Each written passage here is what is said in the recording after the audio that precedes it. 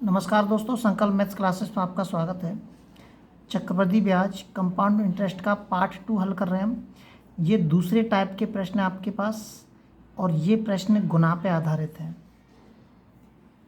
इसका पहला भाग है, कोई धन चक्रवृद्धि ब्याज पर 3 वर्ष में अपने का 3 गुना हो जाता है तो वही धन उसी दर से कितने वर्ष में 9 गुना हो जाएगा। लेकिन ये ध्यान रखना, जो मैं तरीका ये बता रहा हूँ करने का, ये केवल आप चक्रवृद्धि ब्याज में ही आप हल कर सकते हैं। अगर इस तरीके का प्रश्न साधारण ब्याज में आता है तो आप नहीं हल कर पाएंगे, ध्यान रखना है। ये केवल चक्रवृद्धि ब्याज में ही आपको इस तरीके से हल करना है। 3 वर्ष में कितना हो रहा है, वो 3 गुना हो रहा है।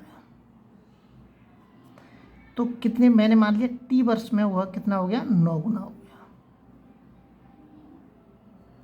टी वर्ष में 9 गुना हो गया।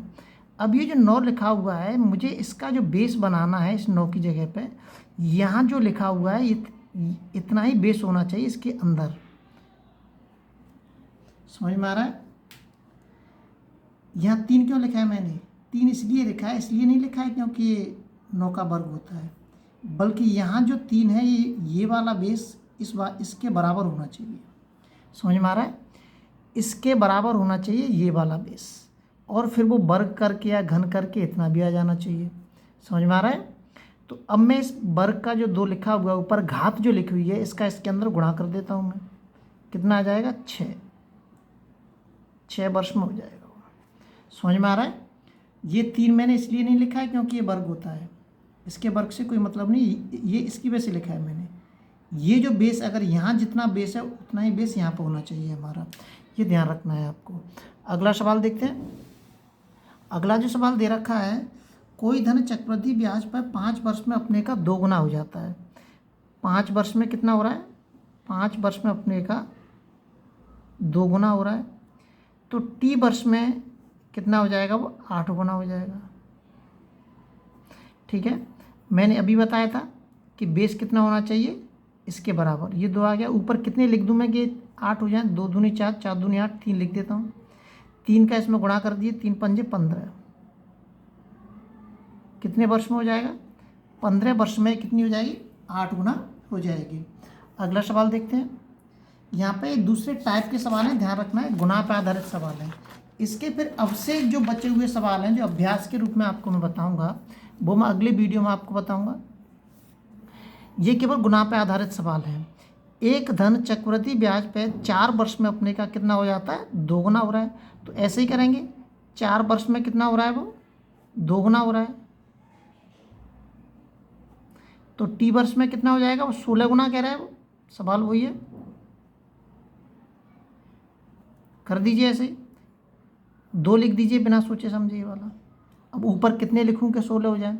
2 दूनी 4, 4 दूनी 8, 8 दूनी 16, 4 लिख देते हैं। 4 का इसमें गुणा कर दीजिए, 4 चौक 16। 16 वर्ष में कितना हो जाएगा? वो 16 गुना हो जाएगा। ये गुणा पे आधारित सवाल से आपके, मैं आपसे अगले वीडियो में आपसे फिर मिलता हूँ। वो इसी के अभ्यास प्रश्न के रूप में होंगे, क्योंकि इसी में कई टाइप के सवाल ऐसे मिल जाएंगे जो इस तरीके से तो लिखे होंगे, लेकिन थोड़े से वो उनके अंदर ऐसी पॉइंट होता है जिसकी वजह से हम उन्हें हल नहीं कर पाते हैं, उनको मैं अगली वीडियो में आपको फिर बताता हूँ। ये अगला सवाल है, देखिए, 3000 रुपये की राशि 20% प्रतिवर्ष चक्रवृद्धि ब्याज की दर पर निवेश किया जाता है। 2 वर्ष का चक्रवृद्धि ब्याज पूछ रहा है। इस टाइप के सवाल में पहले बता चुका हूँ मैं आपको। 20% को लिख सकते हैं 1/5। ये 2 साल के लिए बोल रहा है, तो 5 है, 5 में 1 जोड़ देंगे, 6 हो जाएगा। तो 2 बार लिखेंगे ऐसे हम। कितनी बार? 2 बार, क्योंकि 2 साल के लिए बोल रहा है। ये प्रिंसिपल हो गया और ये हमारा मिश्र धन हो गया। गुणा कर दीजिए, 5 25 और 6 छेंगे 36। अगर वो मूलधन पूछ रहा तो मूलधन बराबर के मूलधन, ये कई तरीके से बता चुका हूँ मैं सारे सवालों को। वो केवल ब्याज पूछ रहा है तो इसलिए ब्याज निकालते हैं। 36 माइनस के 25 बट्टे 25 और इंटू के प्रश्न के अंदर जो मूलधन दे रखा है वो 25 एकन 25 और 25 दूनी 50। कितने बचेंगे इसमें? 11 बचेंगे। 11 इंटू के 120 बराबर क्या आ जाएगा? 11 दूनी 22, 11 एकन 11, 12 13, 1320 रुपये की ब्याज होगी उसकी। कितनी होगी? 1320 रुपये की उसकी ब्याज निकल के आ जाएगी। ये ध्यान रखना है, अगर ब्याज निकालते हैं तो हम आप इसमें से इसको उठाइए, घटाने के बाद ये जो मूलधन है इसके नीचे आ जाएगा और प्रश्न के अंदर जो मूलधन दे रखा होता है वो इसके गुणा में आ जाएगा। मैं आपसे अगली वीडियो में फिर मिलता हूँ, उस पर गुणा पे आधारित जो आपसे सवाल बचे हुए हैं उनको मैं फिर बताता हूँ। जब तक आप अपने लेवल पर वीडियो को शेयर और सब्सक्राइब जरूर करें।